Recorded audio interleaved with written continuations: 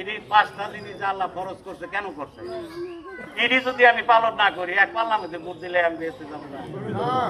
এই ভোটটা যাতে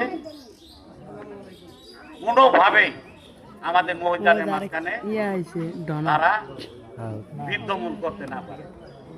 এটা শুধু আপনাদের এই এলাকা না, বহু জায়গায় তারা এই প্রতারণা, এটা একটা আল্লাহর সাথে প্রতারণা করে।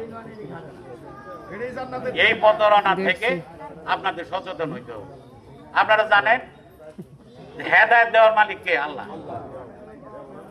বেহেশত দেওয়ার মালিক কে? আল্লাহ। এবং এগুলা পাইতে হইলে বলা হয়েছে কি, নামাজ পড়ো, রোজা করো, হজ করো সামর্থ্য থাকলে, আরো যে যাকাত আছে, যার সামর্থ্য আছে যাকাত দিবে।